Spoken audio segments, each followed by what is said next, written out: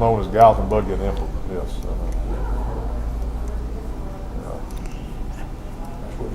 It was a seed company. Was Well, Green Seed Company. It Yeah. Was, and that was, you mentioned Mr. Lewis Green. right, Lewis. Yeah. Well, yeah, and I think he had an interest in it. There's another family it's another family of Greens that were raised out off of Scottsville Pike.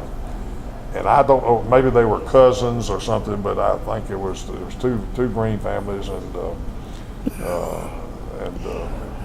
they all had interest in the seed business. You said before you had a scholarship at UT with football? Yes, I did. Played football? I played football there. I played ball at UT in the early 60s, and 60, 61, 62. Johnny Majors? Johnny Majors, he played earlier than I did, but he was my freshman coach, and he was actually the one that at that time his recruiting area was Middle Tennessee, and so he's one of the ones that I've signed with, and my old position coach was from Portland, Tennessee, and his name was Skeeter Bailey, and he played football at Portland back in the early 30s, in the early 1930s, and he was an assistant coach under Bowden White, and that's who I played under. Was him. Yeah. Ross Jewelry. Yeah, he was located next Blues Jewelry too. Blues and Roth, and Right.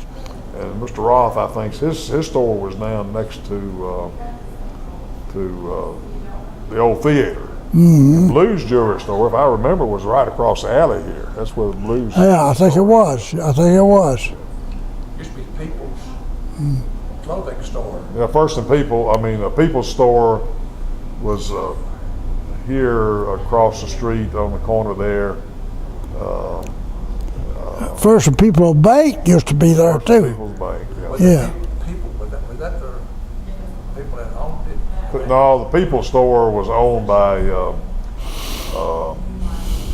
Rutledge's. Mr. Rutledge, That's right, they were brothers. Mr. Rutledge, and he had his two sons actually took over the store later on. Where's the two sons at now, do you know? Well, they're both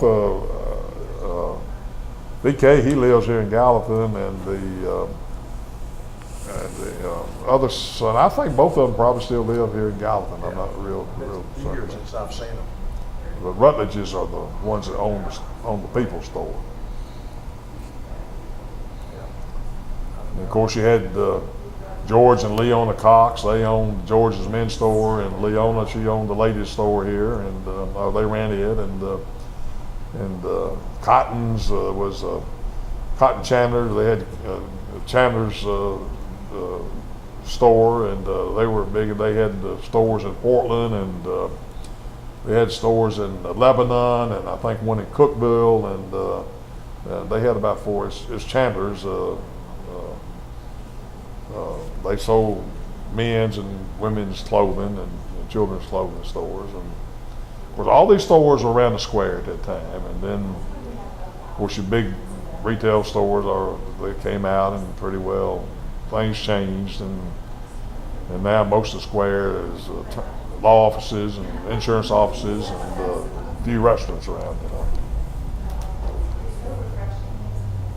I was looking at here, Roger Moss. Roger Moss. He owns a lot of the stores and a lot of the business of the store buildings. Roger, I went to school with him, and I don't know I know that he worked I think he worked for the National Stores. The National Stores is over here on the other corner. That's what it was for years and years. And that was a chain out of Nashville, I think, National Stores was.